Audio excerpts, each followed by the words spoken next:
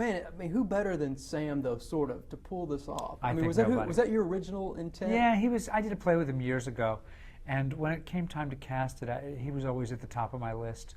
I was afraid I would get producers who, wanted to push for the unlikely, Brad Pitt or somebody signing up, and luckily they were big fans of Sam's as well, so I didn't hit any resistance. Right, yeah, because I think now that, I mean, it's hard to do after you've seen it, but I can't picture anybody else in there, because he does have that sort of up all night kind of way about him, that you could fit. Well, he was up all night. Yeah. But yeah, he's got an ability to kind of play a kind of really idiosyncratic, quirky outsider of a guy who does very different, if not reprehensible things, and yet you still kind of care about him and you want to understand him. Right. Now, as far as the writing the screenplay and adapting it from the book, the stuff that made it into the movie, I just can't imagine the stuff that you had to leave out, because you got to get this thing it's got to go before a boarding and be rated. Yeah. So there was very, I mean, a lot of the sex scenes are described in a very graphic way, and I shoot them in a pretty graphic way, but you can shoot something pretty graphic without showing anything that's going to make it porn. right. And right. that I didn't or want gratuitous, either one. Yeah. It's a good balance. In Yeah. This one. I wanted it to be true to, the world of Chuck, which is really kind of dark and honest. It's really looking in an unflinching way at some really uncomfortable stuff, but I also never wanted it to feel exploitative of the actors, or I didn't want you to kind of be knocked out of the movie by the fact that something was shocking. Right. Because I don't think that's what the movie's about. No, I don't think so at all. Like I said, I think you not that there was a line to toe, but I think you did. No, there was. Yeah. There's not a lot of stuff in the book, though. That I didn't. There's one bit in the book that where the kid, the young Victor, wherever he goes with his various foster families, because his mom's constantly getting committed, is that he gets online and there's this guy who has a website where he's trained this monkey to stick chestnuts up his butt. And I didn't know how I was going to shoot that. Right. I was desperate to put it in the movie. Yeah, Peter would love that one. How are we going to train a monkey? Also, I know the realities of filmmaking. It wouldn't have been a monkey. It would have been me with some special monkey hair on my forearms and a very uncomfortable Sam. I hope he'd have been uncomfortable. Or a very grateful Sam. I don't know. One of the two. But luckily, it wasn't. It didn't kind of work with our timeline. It didn't feel like the internet would have been around then, right? Because it wasn't, and it was kind of not one of the really essential things. If I would have kept all the brilliant visual or humorous bits that were in there, it would have been a 9-hour version of the book. Right.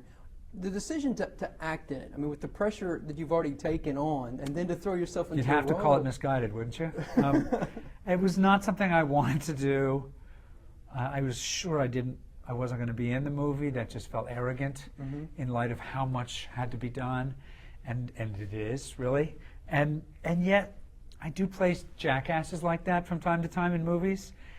And this guy felt like such a spectacular jackass in terms of, he runs the Colonial Village and he speaks in these and thous, in my mind, even in the lunchroom.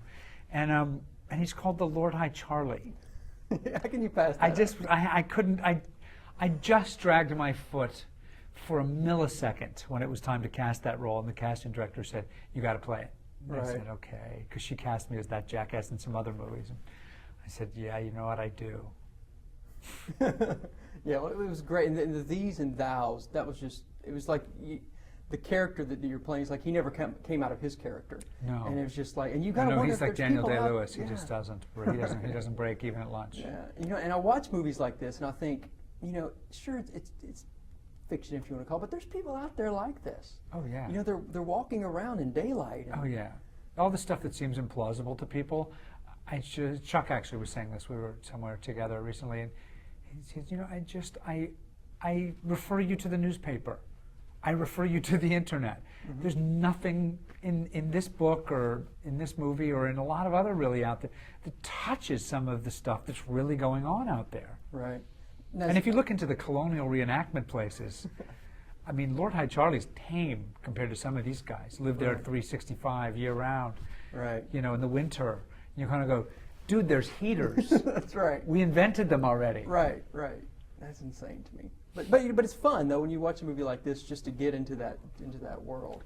Yeah, I thought it would be a really fun world. For all the darkness in it, it would be a really fun world. Yeah. So how do you I should say how do I market this? Who do you think when you see it now? Who's the audience it's going to go? I think is it going to show at midnight in some little? No, I don't think so. Kidding. I mean, No, I think it on two levels. I think on the one hand, I just say, look, it's a very naughty date movie. Right. It's at its heart, it's a romantic comedy about a sex addict who meets somebody who he really likes and he can't get it up. Right. Ironically, after nailing everybody within 50 square miles. And it's about, what do I have to do to fix that situation? And, I was talking to some college kids about it who really went for it, and they wondered if people my age would like the movie. And I said, one of the other things that drew me to this is the idea that, I don't want to get too serious about a big comedy, but the idea that I grew up steeped in kind of sexual images, and we live in a society where if something's wrong, you consume something, whether it's drinks or buying a car or having sex with somebody. And I think a lot of people of a lot of ages at some point want to look to the next place. Right. And I think that's what this is about. And the sex addiction is just the world in which it's happening in. And I was thinking about that today, and not to go too far deep into that whole psyche, but it's wild that sex, which is so natural, and there has to be sex. Not the way I do it, my friend.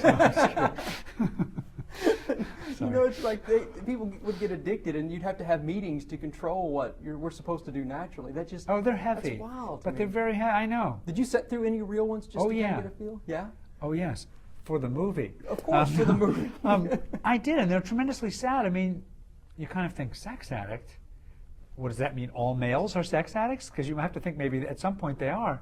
But then you actually, and I think maybe there's some truth to that there are symptoms of misusing sexuality in order to, numb yourself or to ironically, to kind of keep some distance between you and the world. I think that's really common amongst a lot of people of all sexes. Just some unhealthy aspects of that. Yeah, but then when you get in the room with people who are, it's gone to the next phase, it gets really sad. Unfortunately, it can also be very, very funny, and usually, those lists you can find online of the things they've taken out of people's poor rear ends at the hospital, that's those people. Yeah. You know what I mean? People who can't draw a line. It's serving a bigger need than it's supposed to. Right. And it's when you see what's out there and the way that people are literally become incapable of stopping. Yeah. It's heavy. Yeah. Well, I thought it was a great job, and like I said, if anything, I hope it's one of those films where indie and new filmmakers can look at this and go, we've got 25 days in a small budget, and see that you can still do something that's really cool and that turns out great. Yeah, thanks. I mean, I think I was too naive when it came my way to realize cinematically that it was kind of challenging, in terms of just the scope of it and what we were trying to accomplish. But I started out doing theater in New York for years, for a theater that, like all theaters in New York except for Broadway houses, had no money. So what might have killed somebody else, which is that pre-production was all, how can you do the big house scene with no house? Right. How can you do the car scene without a car? I would freak out for a second, and then I'd go, well, what's really important in this scene? And there's a lot of ways to find a solution, because I would hate to think that imaginative, not realistic, although very truthful works like this don't get taken seriously, because the subject matter is something where you probably aren't going to get a lot of money to do it, but I still would like to think that there's a way to do stuff like this. Right, and there is, and it worked, and like I said, it was great. So I wish you guys good luck with it. Thank you so much. I know you're getting a lot of great feedback already, but thanks. yeah, I'm anxious to see how it works out. So Me appreciate too. your time.